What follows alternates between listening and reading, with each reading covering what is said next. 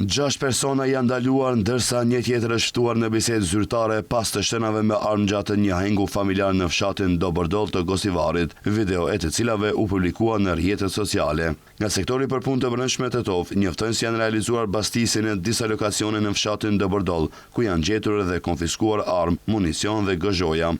Sipas policisë, fillimisht janë kryer bastisje në shtëpinë e IS 21 vjeçar, AI 30 vjeçar dhe IB 25 vjeçar, të gjithë nga Dobordolli. Gjatë kontrollit të AI është gjetur dhe konfiskuar një pistolet me gaz.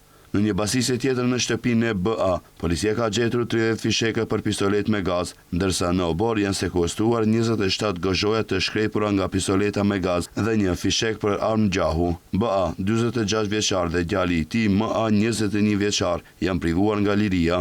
Më pas është bastisur edhe shtëpia e TM 26 vjeçar, ku janë gjetur dhe konfiskuar një pistolet me 8 fishek, një pushkë gjuetie me 7 fishek dhe një pistolet me gaz. Pas bastisjes, TM është privuar nga liria, ndërsa SM është ftuar në bisedë zyrtare. Të gjithë personat e ndaluar janë dërguar në stacionin policor, ndërsa pas dokumentimit të plotë të rastit, ndaj tyre do të parashtrohen kallëzime përkatëse.